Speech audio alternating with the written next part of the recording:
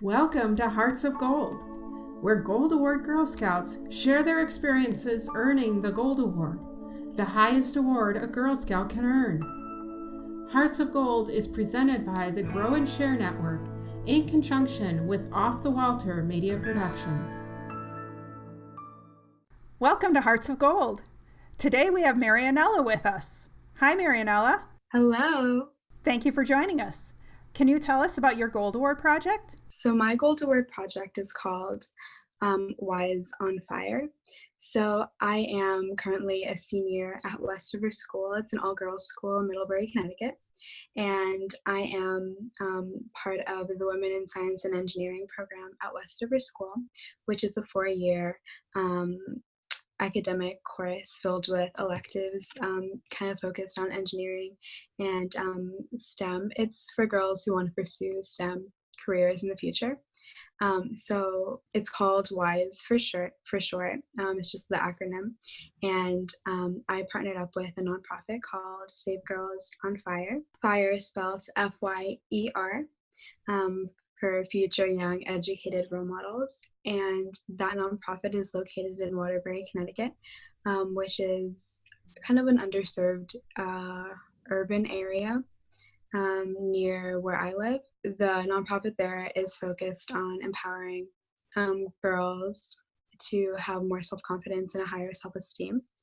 So my project focused on incorporating a STEM curriculum and having kind of STEM outreach to the Waterbury area. I chose to go about my outreach through the nonprofit Save Girls on FYER. They have 15 girls in grades 6 through 12 that I was able to work with. So what I did was I brought these girls to Westover School, my school, and I developed a curriculum that had science and engineering incorporated with 3 workshops. Each workshop was 6 hours long, so pretty long workshops. And because we had 3 workshops, I figured that I would do one of the life sciences for each workshop. So I did chemistry, physics, and biology, each with applied engineering. And I chose kind of a theme for each workshop, aside from just the natural science that we chose to kind of focus on. So for the chemistry one, for example, the chemistry workshop focused on food science. So the whole 6 hours were kind of devoted to learning about food science, what is food science and how is it applied in everyday use. And then we did have an engineering aspect to it. So for example, back to the food science, we kind of did some little hands-on activities after learning a little bit of the theory of food science. I had one of my teachers come in and talk about her journey being a researcher in the science fields, and then also teaching to kind of get the girls to really think about what it's like to kind of be a woman in STEM. But then we had a little bit more of the learning aspect where we applied what we learned into some projects. So for food science, again, we baked cookies. That was the most fun, I guess, project. The girls loved baking the cookies, but we did have to kind of make it into like a lab work. So what we did was I decided to kind of pair the girls up in teams. There were about 14 girls. So we had 7 teams, and each team had the same recipe for chocolate chip cookies, but each recipe was just a little bit different. Some required maybe the use of only baking soda instead of baking powder and baking soda. And another example is one recipe called for only white sugar instead of white sugar and also brown sugar. And what we saw with these recipes were, okay, how are they different, and what do we think the outcome will be when we change these variables with a cookie recipe? What do we think will happen if we kind of alter this? And we did the hypotheses, and we kind of thought about how the outcome will be when we change these variables. And that is an example of one of the workshops that we did. My favorite workshop, I think, was the the Aero Physics Lab that we did. So we had these plastic water bottles that I brought in. I was collecting them for a couple months, and I brought these big kind of 2-liter soda bottles, and I gave them to the girls, and I was like, okay, girls, so now we're gonna design water rockets from these soda bottles. How do you think you can design your rocket to make it launch and kind of have the most yardage and most distance from all of your other peers? So I kind of did add like an element of competition to kind of like the science projects and the science experiments that we did, just to make it a little bit more entertaining, a little bit more exciting, and to kind of get the girls really involved in their projects. So we had, again, lab work. So from start to finish, they had to do their hypothesis, their procedure of how they went about doing these water bottle rockets. And we had lots of different designs for them. The girls, again, were paired in teams, and they had to pump with a bike pump their rockets, and then we were able to launch them and kind of see what the girls did. And then each team kind of shared how maybe they designed their fins, or how much water they put into the rocket that affected the overall distance. So each team shared kind of what worked for them for their water bottle rockets, and all the girls were listening. And then after everyone kind of said what was the most effective method, then all the girls kind of had a little bit more insight. And then again, I asked, okay, girls, so now who do you think can make the best, most efficient rocket after you heard what everyone else said was their most successful part of their rocket that made it go the most distance? So it was just a little bit of competition, a little bit of experiments, and then also the theory. So every time, every meet, I would kind of go over 2 or 3 slideshows that I put together about kind of, for the aerophysics one, what is gravity, what is projectile motion, how do we use these when we are trying to launch something. So we did have to learn the theory first, and then we would apply it. I know the girls really preferred kind of doing the experiments more, but just because the age ranges were from grades 6 through 12, it was a little bit tricky to kind of think about how do we want to go through these experiments, but not having some girls be at a disadvantage because they're a little bit younger. So I decided to choose some kind of interesting topics that I felt like all the girls kind of had like minimal experience with, and kind of have them on the same page from start. So that's how I try to integrate all of the different age ranges into the science experiments. Another aspect of WISE on FYER is not only just the STEM workshops and kind of the outreach for math and science. It was also a little bit of diversity and inclusion work. So I am Peruvian, and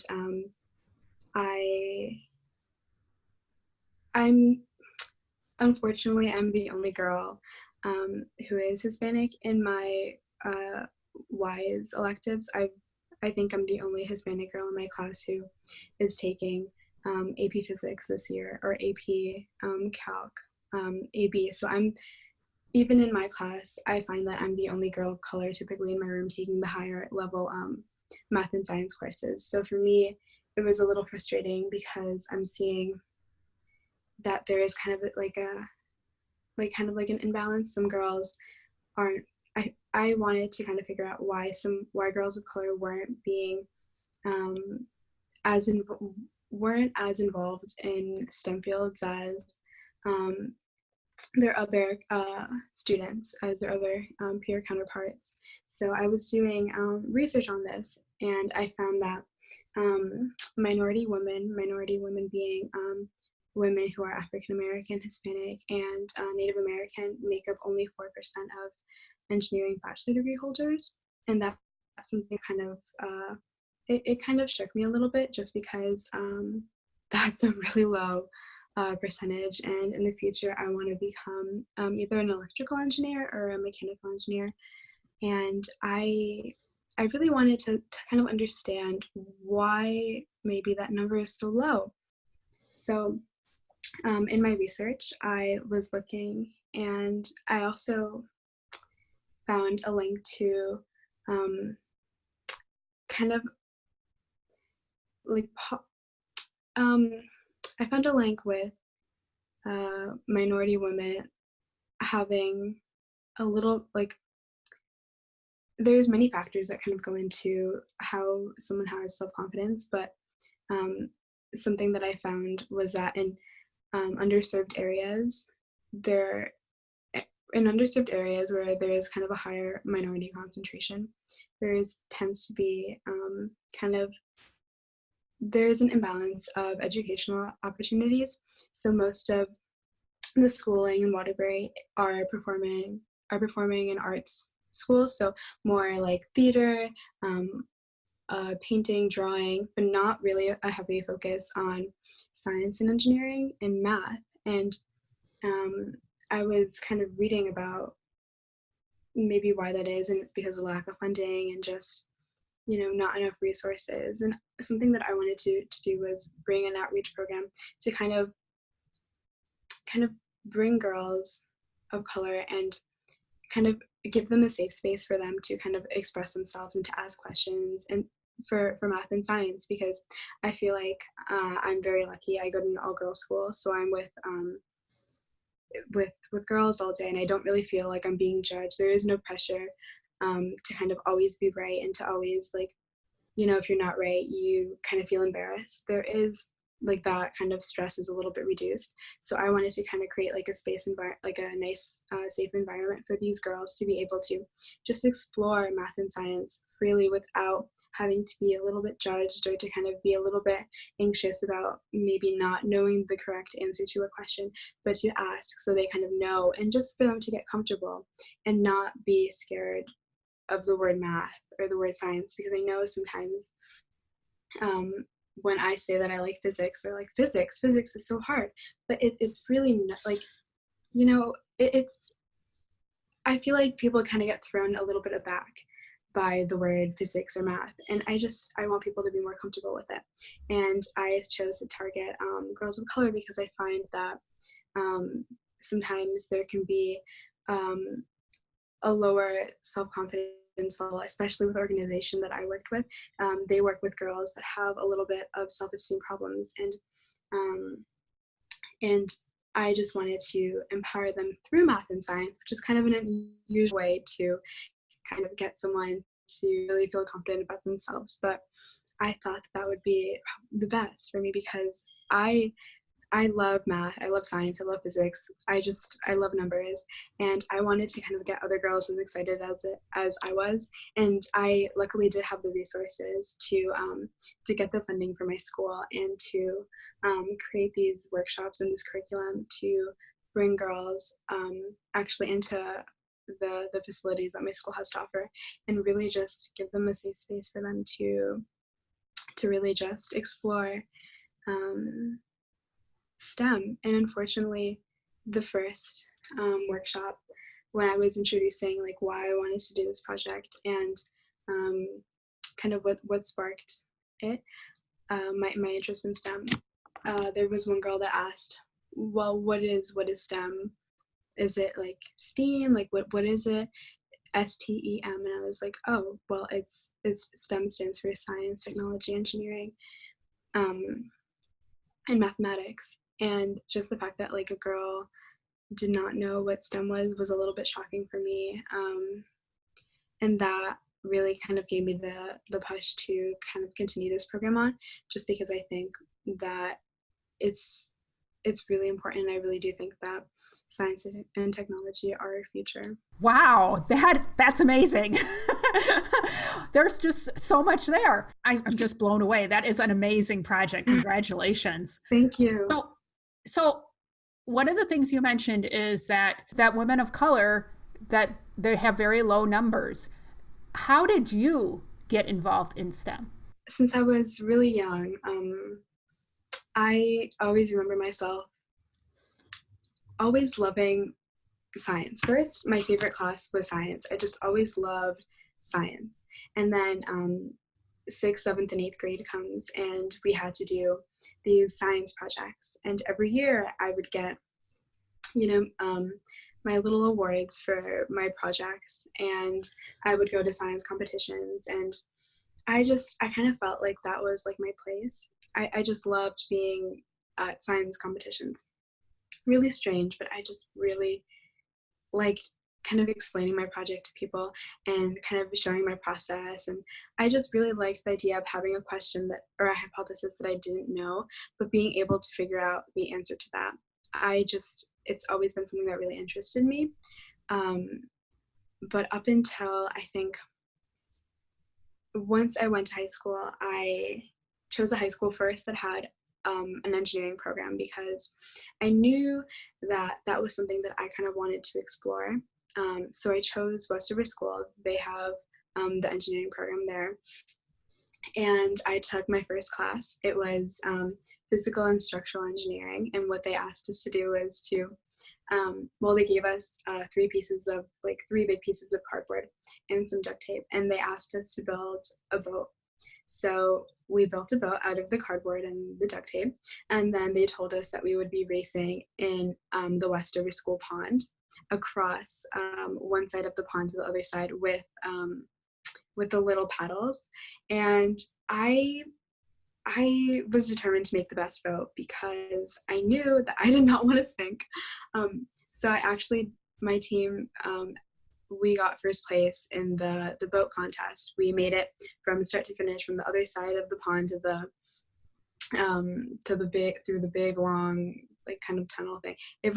The pond was huge. It was not a little pond. It took probably 15 minutes to get across that pond. So the boat was built pretty well. The fulfillment that I got from being able to build a boat out of cardboard and duct tape was enough to kind of keep me going for the next couple of years in the program. I just really like to build things, and just I don't know, it's just something that really interests me. Currently I'm going to be getting my license soon, and my parents were talking about possibly getting me a car, and just the mechanics of a car, that I just think it's so cool. I wish I could just kind of take it apart and see what makes a car work. I don't know, it's just, I think my dad is an engineer, so maybe that's why I kind of got a little bit of the engineering genes. But I really like having a question and being able to solve the answer for myself. Yeah. Very cool.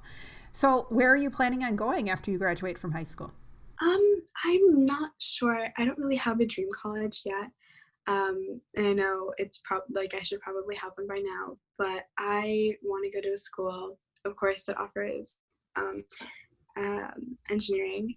I'm looking at Carnegie Mellon, but I don't have my heart set on the school yet, but I probably will by mid-October. Do you know what kind of engineering you want to do? Yes, so I want to do mechanical or electrical. I really my favorite class is physics. I took it last year, and I loved it more than I liked biology and chemistry. I think because physics is it's just so fluid, and there's answers to everything, and the formulas, you can have a problem, but you can be able to solve it concretely, and your answer is airtight. So I just really liked that physics is applied. It's applied math, and I like math. It's just that I sometimes I don't really like that. Sometimes it's kind of unpractical. I like to be able to use the math to kind of solve a big problem, something that we have every day. So for physics, it could be how many watts does it take to like to light this like little tiny light bulb that I want to do, like how much battery power do I need to like light this thing up that I'm trying to create. And I just like to be able to have the exact number. I just get fulfillment from being able to kind of prove my answer formulaically. So have you had the opportunity to talk to any of the girls that went through your curriculum since your project has been over? Yes, I did. So the program is actually going to be sustainable for, I think, many years. So I'm actually doing it again this year, and I'll be electing some new students to run the program next year after I graduate from Westover.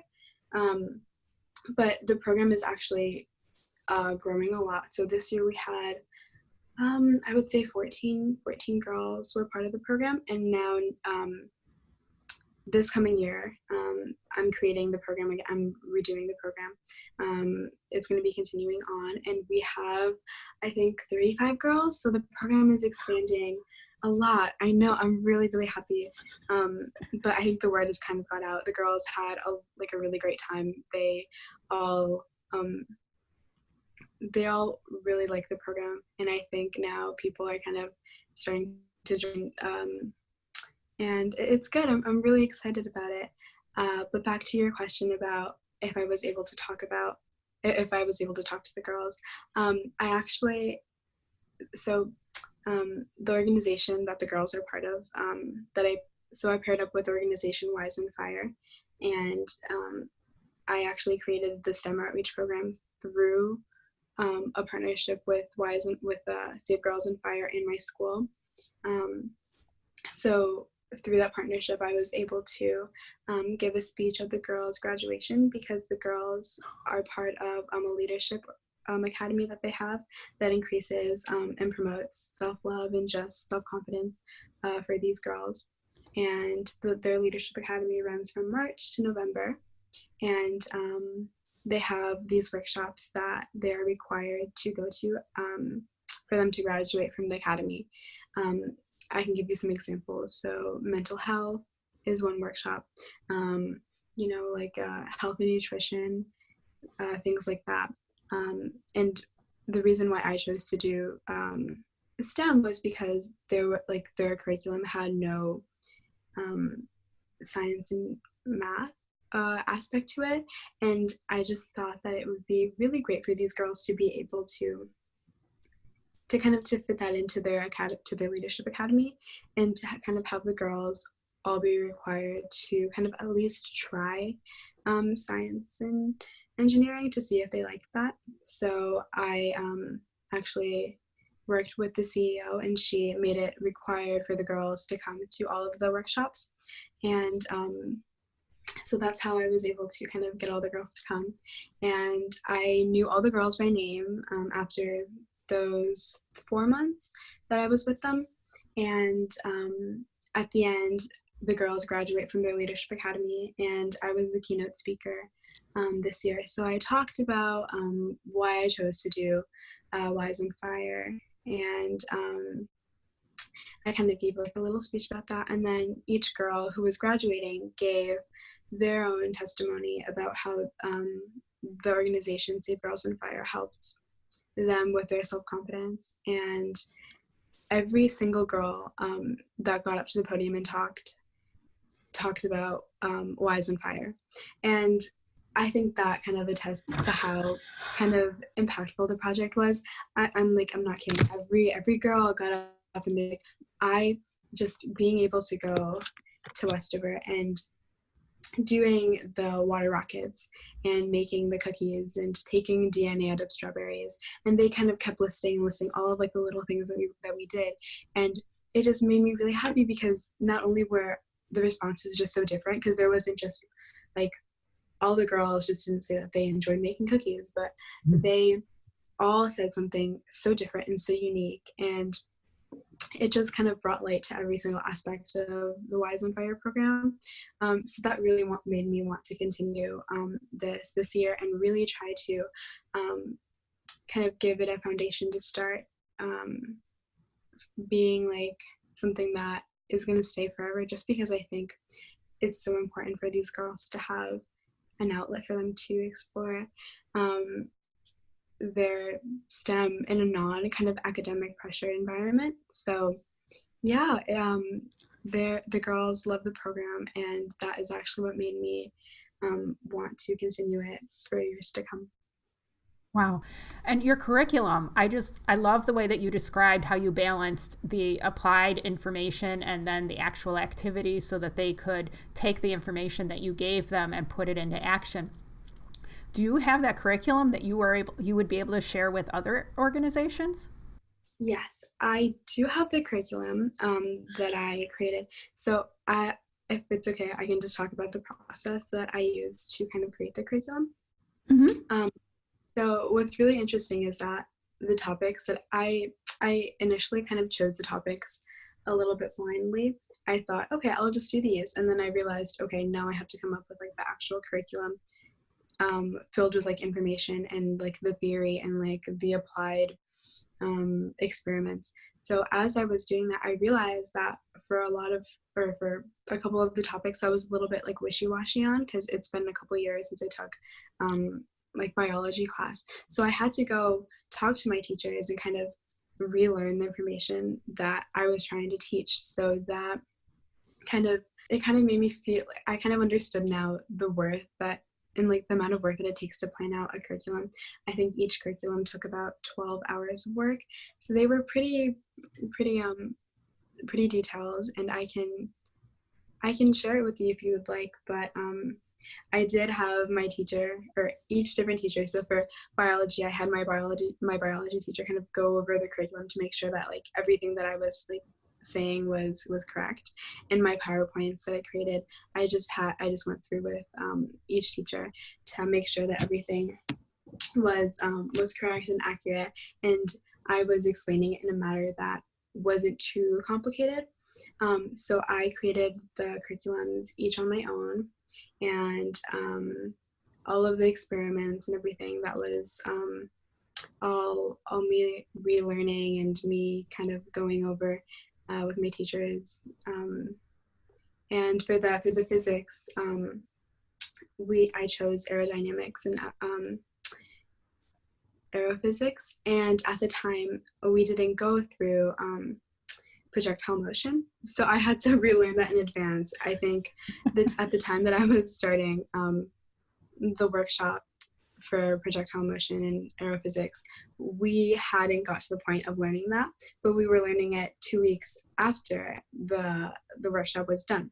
So I took the initiative to actually learn all of the material 2 weeks before it was over. It was going to be went over in class, so I could actually kind of execute the workshops perfectly. So I have enough knowledge that I can be able to share with other girls on kind of the theory and, just the basics of projectile motion. Your project is amazing.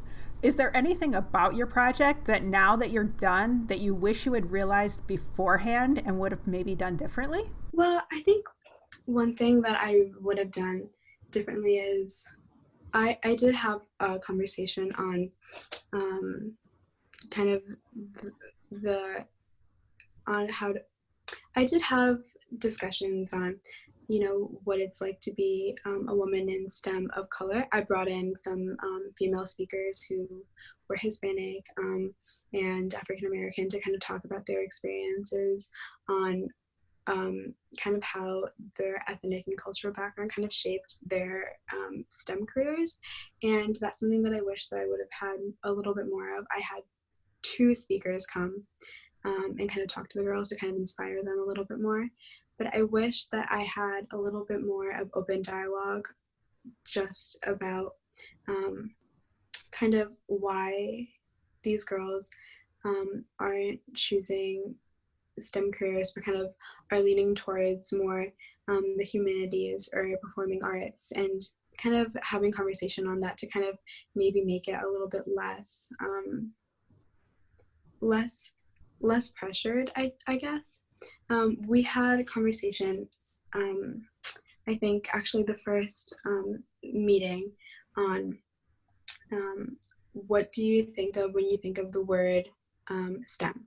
So after I defined STEM, I had the girls sit down in a circle and I asked, okay, so what do you think of when you think of the word STEM? Please like describe to me like what you visualize in your head.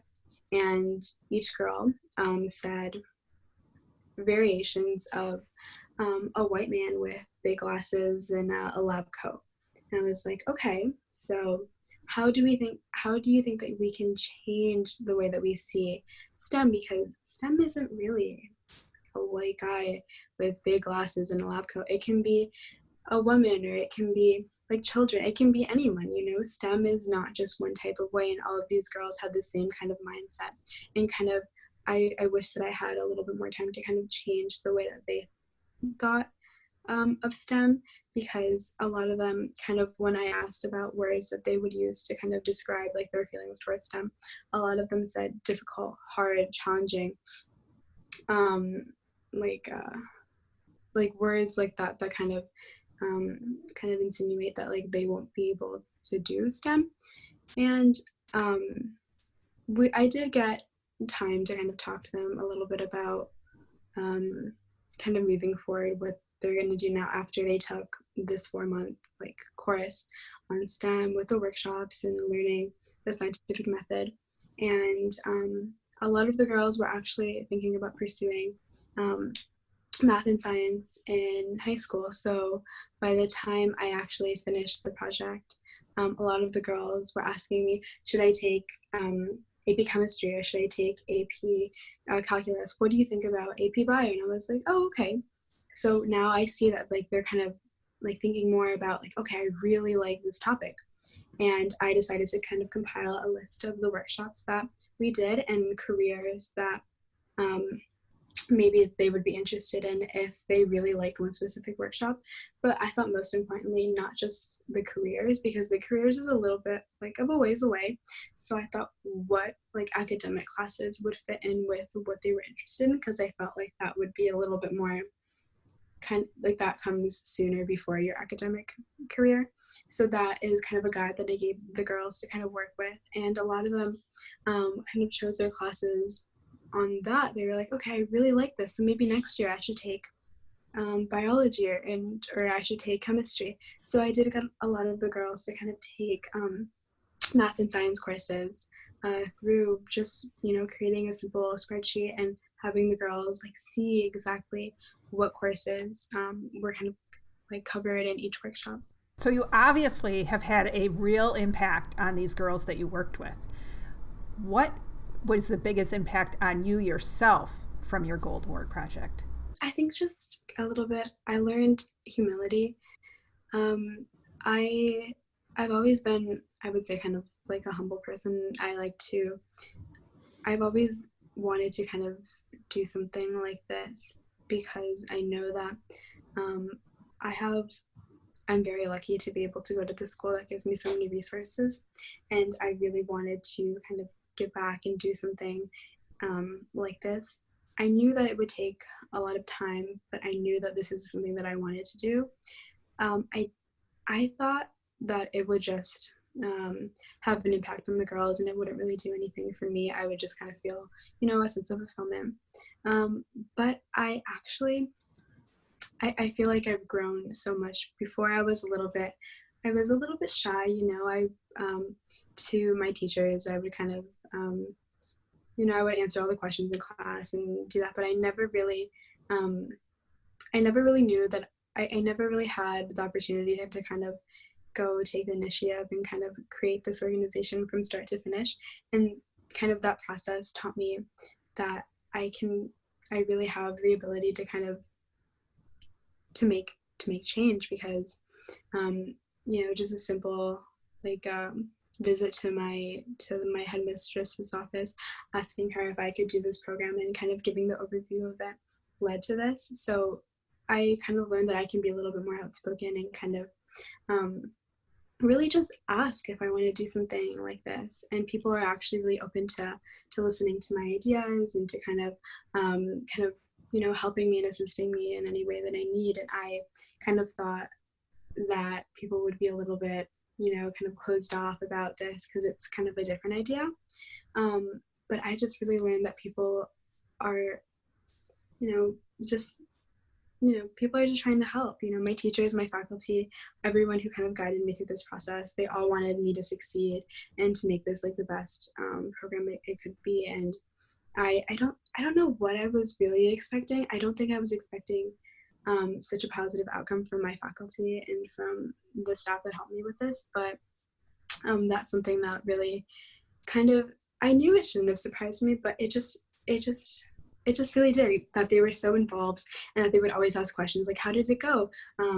Did any of the girls ask about like this certain topic? Like they were all really excited to kind of hear how the workshops went. And that's something that I wasn't expecting, but it was also a really nice surprise to have and to hear. Do you have other Girl Scout experiences that you'd like to share with the audience? Yeah, so I actually, another component of my gold project was actually to kind of do a STEM fair. I did a 90-minute, an hour and a half STEM fair for the daisies and brownies of my town, Newtown. So I sent out little flyers to each troop, to the troop leaders, and I went to one of the meetings and I kind of presented the idea of having a STEM fair for the daisies and brownies of Newtown. And I went over the schedule and what would we do during that time, and like the experiments that we would be kind of conducting. And I think 30 daisies and brownies came to the STEM fair, which was it was a lot. They were all so cute, and it was so much fun to kind of do these projects with them and to kind of see how excited they were to we did my favorite project that we did was I gave the girls gumdrops and toothpicks, and I told them, okay girls, so now that you have your two materials, can you build a tower out of gumdrops and toothpicks? And some of the younger ones, the first thing that they did was ask if they could eat the gumdrops, and I thought that was so cute. But I just really loved to see kind of like the creations that they did with like the gumdrops and toothpicks. It was really neat, because I know like I probably wouldn't have been able to do like half of like what they did, because they're all so creative and they all have such different ideas. And seeing all of that in in like kind of like a building, it was really cool seeing all of like their different ideas and just kind of hearing the conversations that were going on. Some of the girls were like, no, let's do like a circle, let's make a dog, like all of these like crazy things, and it was really great. And after the workshops, after the STEM fair, the girls had snack, and we kind of talked about like what they liked the most, what they did really like, and I gave them all like a little fun patch that said STEM on it. So that was another way. That was actually the way that I helped fund my big Wise on Fire project that I did with the nonprofit Save Girls on Fire. So I charged, I think, $7 for the girls, for the daisies and brownies, to do the STEM fair, and I used that money to kind of pay for the room that I rented for the STEM fair, but also to cover the expenses of the larger program. So that was kind of another way that I decided. I knew that I wanted to fundraise some way, but I wanted to kind of, I didn't really want my fundraising to be kind of something something, I wanted it to be like something interactive and something that I would plan for, and to kind of make it kind of fun. And I think this was the perfect way that I was able to fundraise, is through hosting like a STEM fair for these girls to be able to kind of be exposed to STEM a little bit, but also a great way for me to kind of, raise funds to kind of put that into my other project. So that was also a way that I was able to fundraise for that. Is there anything else that you'd like to share with the audience? After my experience with creating Rise and Fire and doing the STEM fair with the daisies and brownies, I knew that I really liked kind of doing STEM outreach. So the opportunity actually arose for me to do a 1-week summer camp in Kentucky, in Ansville, Kentucky, which is one of the poorest counties in the U.S., Jackson County, Connecticut. Jackson County, Kentucky, and I was able to go with my school to Kentucky and to create a STEM summer camp for these children. They were in grades. They were really little, K through 6, and all of these children, they were suffering from, well, their parents were suffering from drug abuse and opioid abuse and alcoholism. And it was just another way for me to really try to kind of expose these little children to STEM and to kind of do some fun activities, and also kind of get their mind off of their family situations at home. So I was able to kind of do that through STEM and through experiments similar to the ones that I did at the STEM fair for the daisies and brownies. But I think doing my project inspired me to kind of do and to kind of take opportunities to do more STEM outreach. I've been able to go to Kentucky for that, and it's just something that I know I wouldn't have been able to do had I not done my project Wise on Fire. So I think that's just kind of something to share. Wow. So what is your favorite s'mores trick? Okay, my favorite s'mores trick. I used to when I was little, I was a little bit impatient, so I would kind of just put the marshmallow into the fire and just like kind of like watch the marshmallow light on fire and turn all like crispy and black, because then the inside would be nice and gooey. And since as I've kind of grown up a little bit, I kind of realized that maybe it's worthwhile to kind of, toast the marshmallow until it's golden. So that would be kind of like my advice to make a marshmallow. But my trick would just be to like, put it in the fire and watch it, crisp all the way. Because then you have like, then it's guaranteed that it's going to be nice and soft and like warm in the middle and gooey. So I think that would be my s'mores trick. Just light it on fire a little bit, put it in the fire pit, so it's nice and warm. Well, thanks for joining us today. You're welcome. Thank you so much for having me. Oh, this was a great interview. Thank you. Please remember to check our blog for tips and tricks at Hearts of Gold Podcast, and make sure to click subscribe so you always know when new episodes are released. And don't forget to power your passion and conquer your challenges. The Hearts of Gold program is brought to you by the Grow and Share Network in partnership with Off the Walter Media Productions. If you want to share your story of how you earned your Gold Award, send an email to growandshare@outlook.com. All episodes of the Hearts of Gold program are available to view at youtube.com/Cheryl Robinson. That's youtube.com/SHERYL Cheryl Robinson. Thank you for listening. Take care, and we'll see you next time.